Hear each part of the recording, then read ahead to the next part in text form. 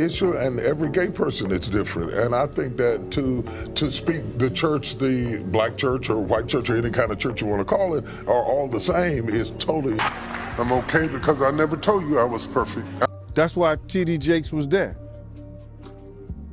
to try to fix his image. Ain't no money like church money. Look at T.D. Jakes. Your point of view, your opinion. Do you take him serious as a pastor? Do I take him serious? That's not my type of pastor. Jakes, who was born in South Charleston, West Virginia, on June 9, 1957, is a name that connotes transformation, faith, and leadership.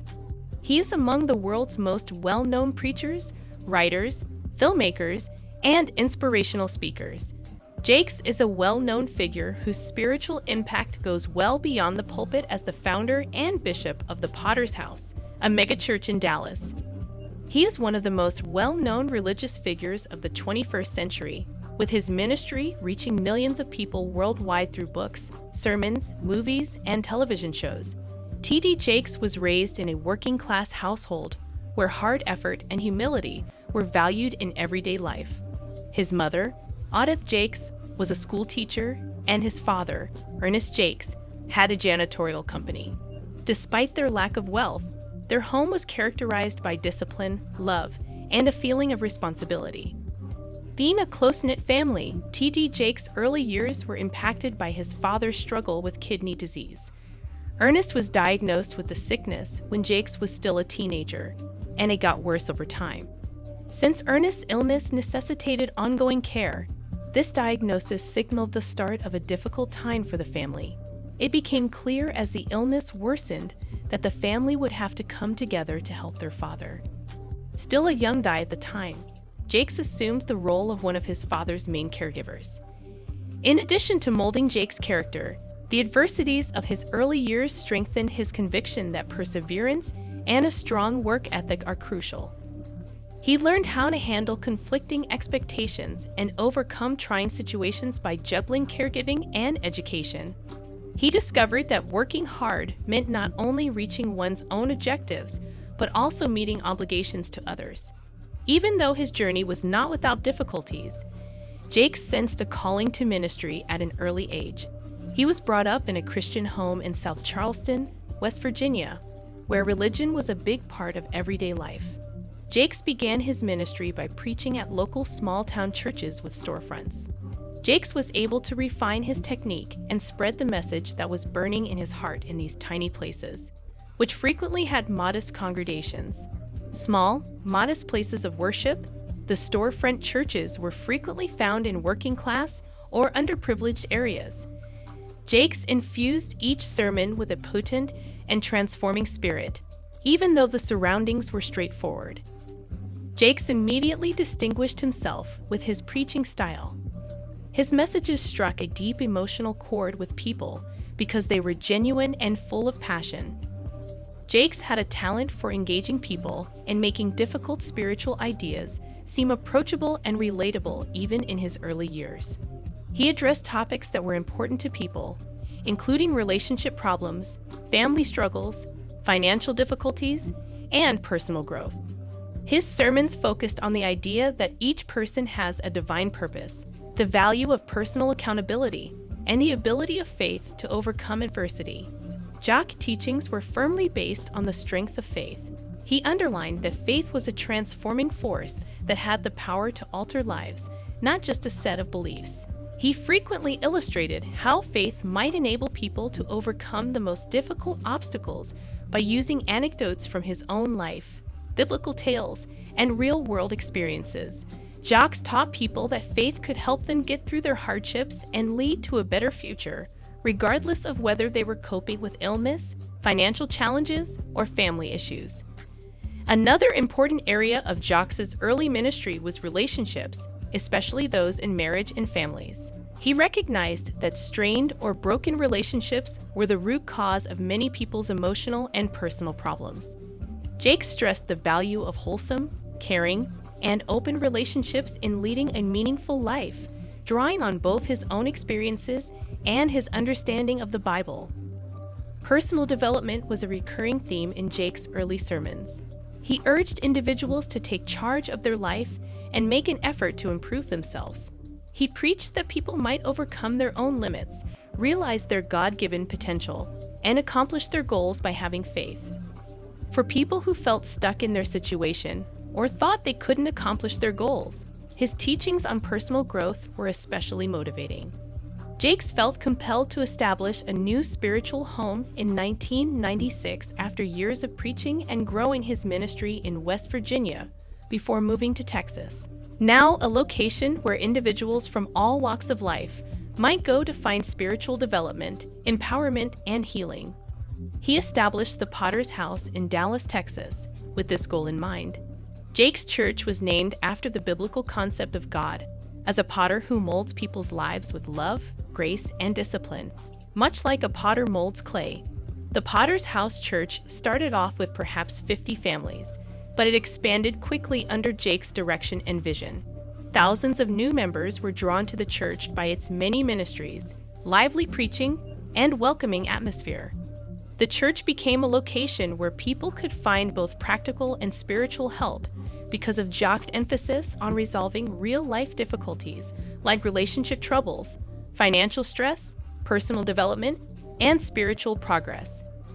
The Potter's House grew into a megachurch in less than 10 years, with over 30,000 members and a wide range of ministries that extended outside the church. Jakes' clever use of media to reach a wider audience was one of the main reasons the Potter's House grew. Jakes quickly realized how effective broadcasting and television might be in spreading his message outside of the actual church. His lectures were quickly broadcast on major Christian networks, including Trinity Transmitting Network, TBN, after he started recording and transmitting them. Millions of people watch his broadcasts worldwide because of his impassioned preaching and capacity to engage audiences on a personal and spiritual level. Numerous outreach initiatives were started by the Potter's House with the goal of tackling important problems like homelessness, poverty, education, and job training. Through the provision of financial literacy programs, youth mentoring, counseling services, and job placement activities, the church became actively involved in local and national efforts to improve impoverished communities. Jakes' dedication to helping underprivileged groups and promoting social justice contributed to the Potter's House's development as a church with a purpose that extended beyond its spiritual boundaries. The Texas Offenders Reentry Initiative is one prominent program. TORI is a program created to assist those who have served time in prison with their reintegration into society. In order to lower recidivism and give people a second chance, TORI offers assistance in areas including housing, work, and education. Through initiatives like TORI, the Potter's House evolved into a community development and social justice force in addition to a place of spiritual solace. Jakes' international conferences are one of the most important facets of his ministry and a major factor in his worldwide reach. The Woman Thou Art Loosed Conference is one of the most well-known Christian conferences in history and the historic occasion that has liberated women all over the world. In order to meet the emotional and spiritual needs of women, especially those who had suffered from abuse, trauma, or broken relationships, Woman Thou Art Loosed started out as a small conference. In the beginning, Jakes organized the gathering to give women a secure environment in which to recover, rebuild, and rediscover spiritual strength. As the conference gained prominence, thousands more women from all around the United States and beyond attended. Jakes created further international conferences and events targeted at particular groups, including men, leaders, and young people, as a result of the success of Woman Thou Art Loosed. The Potter's House and Jakes' ministry were able to reach a wider audience because to conferences like Manpower and MegaFest, which attracted sizable crowds and had a big worldwide impact. Famous for his influential work as a preacher and spiritual guide, T.D. Jakes has also made important contributions to the fields of literature and film. Jakes encourages women to escape the emotional and spiritual bonds of their past in Woman Thou Art Loosed by delivering themes of faith, self-worth, and healing. Women all throughout the world found great resonance in the book's accessible substance and insightful insights, as many of them had never experienced such candid conversations on topics like abuse, self-esteem, and personal suffering in the church. Woman Thou Art. Loosed was a turning point in Jake's career and a crucial book for women's liberation because of his sympathetic tone and comprehension of these problems. Jake's 2015 book Destiny, Step into Your Purpose is another noteworthy work. Jakes examines the idea of destiny and how each person is called to fulfill a specific purpose in life in this piece. The book acts as a roadmap for readers looking for direction in life, providing them with both spiritual guidance and doable actions to help them reach their objectives, concentration, and the strength of tenacity, all rooted in the conviction that each person has a purpose that God has given them. Jakes inspires readers to follow their goals and live intentionally by utilizing personal tales, scriptural allusions, and inspirational quotes. In the 2017 book Soar, Build Your Vision from the Ground Up, Jakes turns his attention to leadership and entrepreneurship. The book is intended for those who want to take charge of their personal and professional lives or who want to launch or expand a business.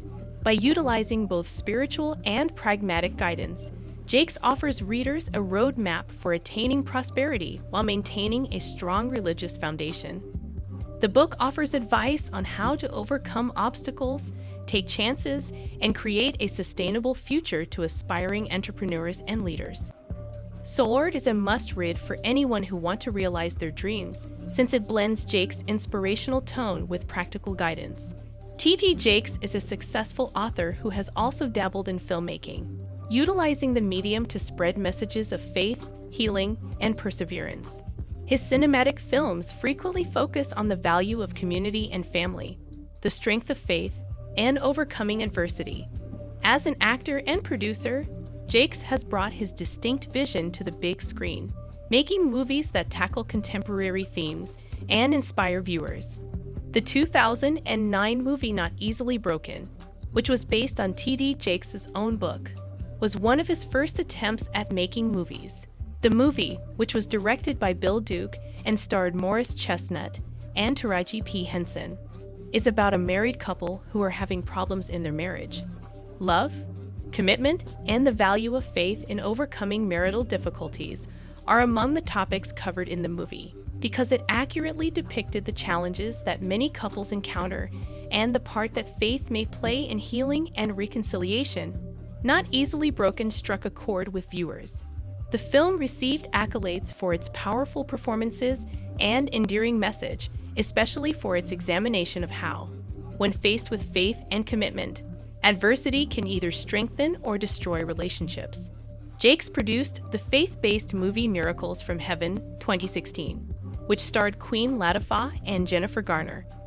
The true story of a young girl who miraculously recovers from a life-threatening disease serves as the basis for the film. The movie chronicles the Bean family's hardships, especially those of the mother, Garner, who fights with her faith while looking for answers and healing for her daughter. A critical and financial triumph, Miracles from Heaven was hailed for its powerful performances, profound emotional content, and inspirational message. One of Jakes' fundamental convictions that faith, no matter how flimsy, can result in miracles, is emphasized throughout the movie. The film's broad appeal to both religious and secular audiences showed Jakes' ability to convey strong ideas in a way that appeals to a wide range of audiences. As a pastor, writer, and filmmaker, T.D. Jakes has left a tremendous legacy, but his personal life has not been without its difficulties. Behind the scenes of his enormous achievement are a number of familial and personal tribulations that he has persevered through with faith and fortitude. Jakes' own family is among the most notable places where he has experienced hardship. Raising 5 children with his wife, Sarita Jacques, T.D. Jakes has been candid about the challenges of juggling his rising stardom and family life, particularly as his ministry career spread to national and international arenas.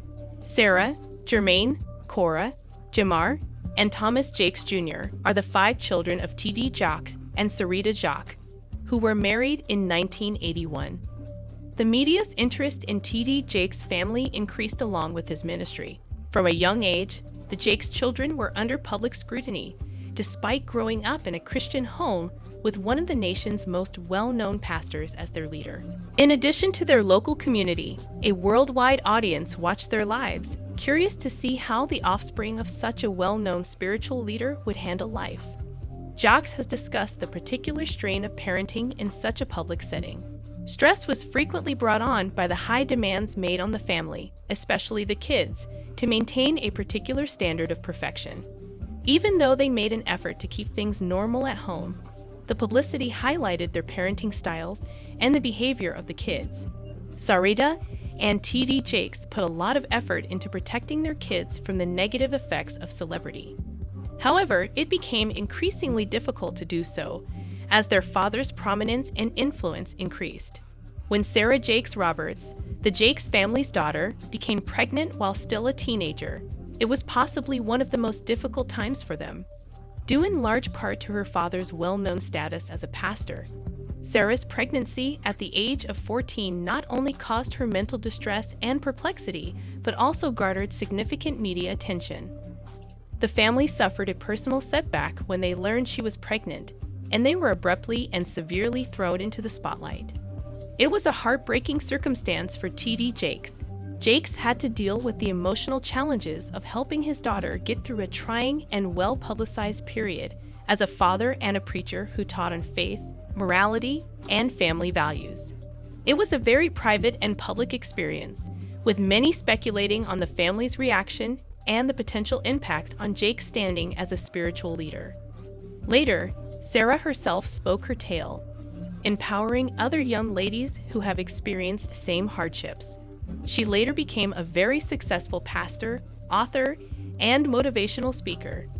She and her husband, Tura Roberts, led their own ministry at the Potter's House in Denver and the Potter's House in Louisiana.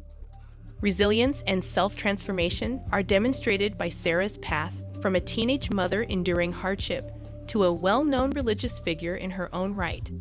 Her achievement is a result of her family's support and direction, especially from her father, in addition to her own perseverance. T.D. Jakes, a well-known Christian leader, has had to deal with the psychological fallout from being betrayed by those he once trusted. When someone in one's inner circle, whether they be personal friends, co-workers, or members of his ministry, betrays him, it can be especially hurtful. Jakes has admitted that being let down by those he trusted to uphold his principles and vision has resulted in some of his most agonizing situations. Along with the betrayals he has experienced, T.D. Jakes has also come under heavy fire, especially for his affiliation with what some consider to be the prosperity gospel. Some have accused Jakes of spreading this theology, especially because of his teachings on prosperity, financial empowerment, and the rewards of leading a holy life. His detractors contend that his views occasionally coincide with the prosperity gospel, which they contend exhorts people to look for success and fortune as evidence of God's favor. More conservative Christian circles, which maintain that the gospel is more about spiritual development than material achievement, are frequently the source of these objections. T.D. Jakes has stuck to his beliefs and his objective in the face of all the criticism and betrayal. His perseverance and unshakable dedication to his calling are demonstrated by his abilities to preach, write, and lead in spite of these difficulties. He has frequently discussed how these hardships have increased his dependence on God and fortified his faith. Instead of letting criticism or betrayal weaken his determination, Jakes has used these situations to reinforce his message of grace, forgiveness, and tenacity. With his stirring sermons, books, and movies, T.D. Jakes, one of the most well-known pastors and inspirational speakers of our day, has impacted the lives of millions of people. Behind the public's achievement, nevertheless, is a personal path filled with deep sorrow, especially after the death of his cherished mother, Odette Jakes, in 1999. For Jakes, her death after a protracted illness was a profoundly emotional event that rocked the core of his religion and existence. Even though he was deeply saddened by this loss, he eventually found comfort in his faith, which enabled him to get through one of the most trying times in his life. For T.D. Jakes, Odette Jakes was more than just a mother. In his life, she was a source of inspiration and strength. As a school teacher, she taught her son the importance of education, diligence, and tenacity. T.D. Jakes has frequently given his mother credit for influencing his outlook on life and igniting his early desire to have a career in leadership and service. Jakes' character, which would eventually serve as the cornerstone of his ministry, was greatly shaped by her loving and strong moral compass. Odith Jakes died in 1999 following a protracted illness that gradually affected her and her family. Her passing was a very personal loss for Jakes, one that rocked him to his very being. He had always been close to his mother, so her absence created a hole that was hard to fill. He was forced to face his own weaknesses as a parent, a son, and a spiritual leader as a result of the anguish of losing her and the brutal reality of mortality. Following her passing, Jakes made public remarks about how deeply her loss impacted him. He talked of struggling with the weight of loss and felt as if a piece of his foundation had been taken away. Dealing with personal grief was a humble experience for a man who was known for giving people words of encouragement and hope. He ended up on the other side of the pulpit, where he needed consolation rather than providing it. Despite the numerous unfortunate events in his life, Jakes decided to turn to his faith for comfort rather than let the grief overtake him. He found comfort in the very concepts he had preached for so many years. He has continuously inspired others to overcome hardship by using his position. His life story is proof of the strength of purpose, faith, and perseverance. Jake has become a ray of hope for millions of people by sharing his personal story and the lessons he learned from his struggles.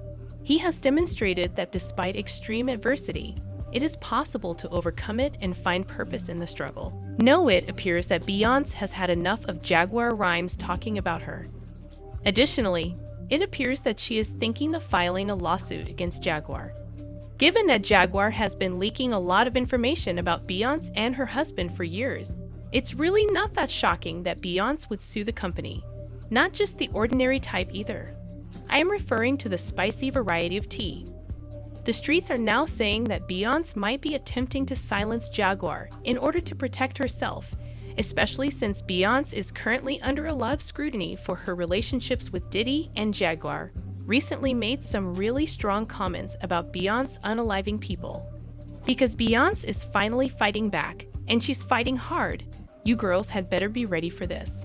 Well, a lot of people believe that Jaguar just began discussing Jay-Z and Beyoncé following Diddy's downfall. Many people regard her as crazy, despite the fact that she has been trying to expose them for years. Fans, however, are beginning to take notice of her more and question whether she has been correct all along in light of everything that has surfaced. Since then, Jaguar has been on Mainex, and it doesn't appear that this will stop anytime soon. You all recall last year when Cassie exposed Diddy and filed that lawsuit against him. Jaguar had to be sure she didn't ruin the situation by spilling that tea. She openly disparaged Jay-Z, saying that he was worse than Diddy and that he was involved in Diddy's shady dealings. Sean Carter is worse. Uh-oh. Oh, man. He's smarter. He's patient. He's not sloppy. Just been lining up people he calls friends and stepping to the side while they get hit by the guillotine for 30 years. It's hardly that shocking now, given Jaguar's extremely significant conflict with him. She said in one interview that Jay-Z came at her with an entire box cutter in an attempt to get her back as she was singing backup for him. Sean Carter is just as bad as the diddler. And I know that for a fact. I got the scars to prove it. So there's been so many people on the internet trying to figure out where you are. They're watching you. They're doing all types of stuff trying to figure you out. You want to know what a box cutter feels like going into your skin and ripping you? I can tell you how it feels. Y'all ain't seen shit. That Cassie, that's nothing. So are you trying to say like Jay-Z put hands on you? I'm saying Sean Carter remembers everything he did to me, and he's got it on tape. Just like Diddy. Similar to Jay-Z, indeed, there is a clear rift between Jaguar and the Carters. She also enjoys revealing her secrets whenever she can. Jaguar asserted in her most recent interview with Piers Morgan that Jay-Z was supposedly the driving force behind the Me Too movement. Why? She said that he allegedly had to eliminate R. Kelly in order to hide his own involvement in R. Kelly's wrongdoing. According to her, Jay-Z funded the effort to disassociate himself and conceal any proof of their previous interactions. Well, because the Me Too movement was a ruse. It was a setup. It was a scam. I'm saying that now, publicly. Dream Hampton spearheaded the Surviving R. Kelly campaign, which fueled the Me Too campaign. And that was all funded by Sean Carter to make sure that Robert Kelly went to jail, get his lick back.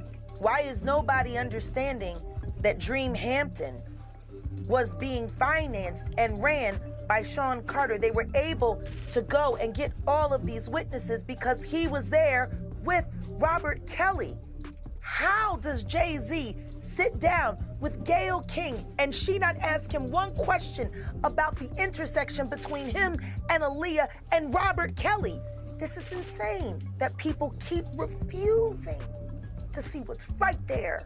If the Me Too movement were real, why aren't they speaking now? They've also been very quiet in this time of the diddler's downfall. Jaguar, Guess they on vacation. I have 3 victims right now who are willing to give testimony about not only what Mr. Carter has done to them, but his wife as well. They're a nasty little couple.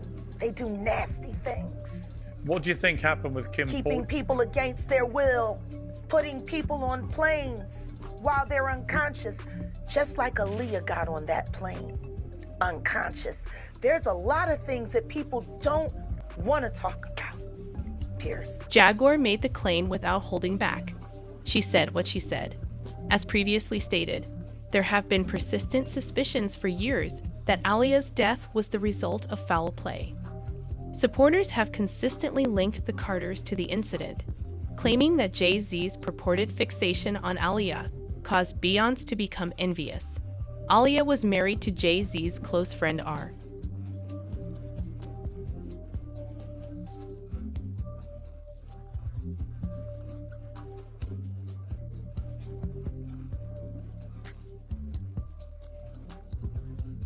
Kelly prior to his obsession with her. Yes, the same R. Kelly that Jaguar claimed Jay-Z had set up in order to destroy. Not to mention the most dubious aspect of it all. Aaliyah was essentially coerced into that marriage by R. Kelly when she was just 15 and he was 27. Even though her parents had to intervene and have the entire affair canceled, it was still eerie that Jay-Z was aware of it, remained silent, and watched his best friend he would marry her at that age, but he would later revert to his own fixation. For some background, Aaliyah was the hottest thing in Hollywood in the early 2000s. She was more than just one of the biggest female celebrities. With all that notoriety, she was undoubtedly the biggest hands down. Her fans were numerous. Everyone, including Dame Dash and Jay-Z, was attempting to shoot.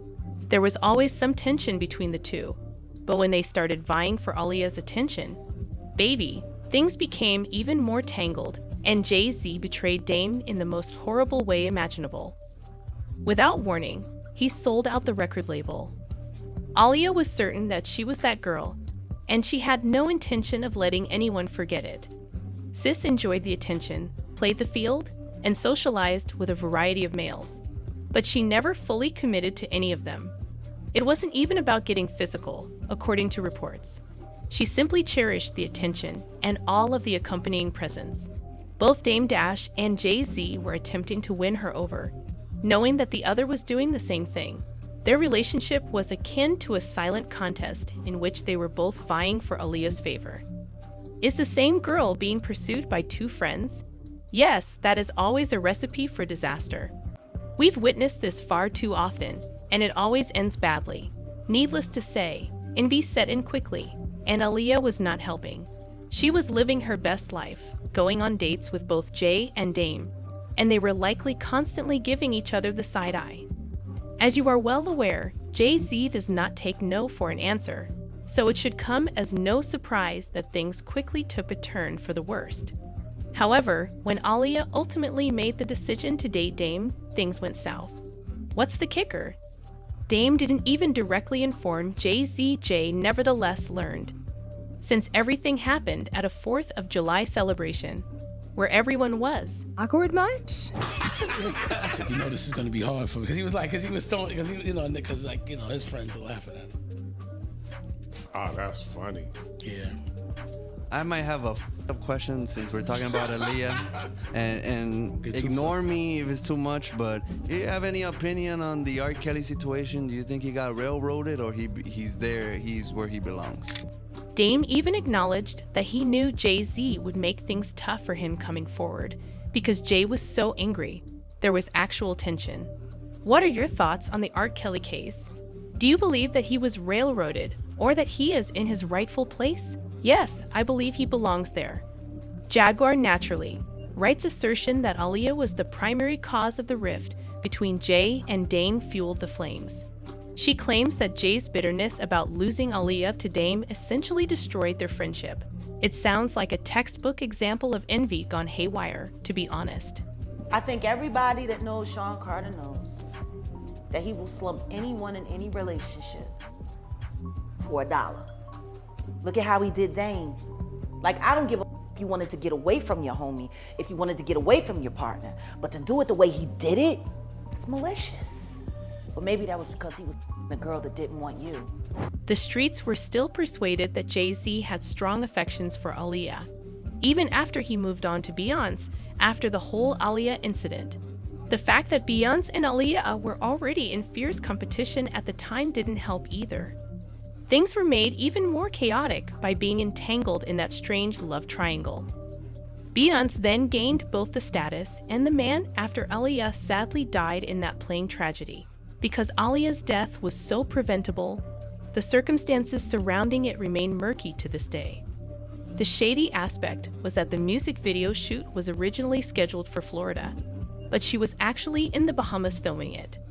After everything was finalized, director Hype Williams abruptly made the decision to relocate the entire project to the Bahamas without consulting Aaliyah beforehand.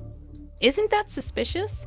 They wrapped up early after the shoot went well, but they ran into trouble when it came time to return to Florida. They were ahead of schedule, therefore there was no transportation. Lenny Kravitz, a friend of Aaliyah's, was prepared to send his private jet to fetch her up. But Hype Williams intervened, claiming to have already scheduled a different flight. Now that substitute aircraft was a complete failure right away. For Aaliyah and her crew, it was far too small. There was too much equipment on it. The pilot was later found to have been intoxicated, which made matters worse. Several witnesses stated that Aaliyah did not want to board that plane because she felt quite uneasy about the entire circumstance. According to Jaguar writes Piers Morgan interview, her crew allegedly made her take a tranquilizer and transported her on board when she was asleep. Sadly, Aaliyah and all those on board perished in the plane tragedy that occurred soon after departure. Insiders like Mary J. Blige have come forward over the years, raising suspicions that there was much more to Aaliyah's death than what was initially reported. I just know that was a murder. You know what I'm saying? That was a spiritual murder, whether people know it or not. Because God don't kill people. You know what I'm saying? Whether people know it or not. And I could go deep, but a lot of people, I would have to really bring proof. You know what I'm saying? For what I learned. And she just was cut down in the prime of her life. And it's so unfair. Do you recall Jaguar's Piers Morgan interview in which she claimed that Beyonce had unalived Aaliyah? Beyonce's lawyer quickly responded with that legal heat when Jaguar delivered those bombshells. Piers Morgan fell apart faster than a house of cards when they threatened to sue him, sweetie. He quickly apologized to them in public and then cut off all contact with Jaguar as if he had never heard of her before.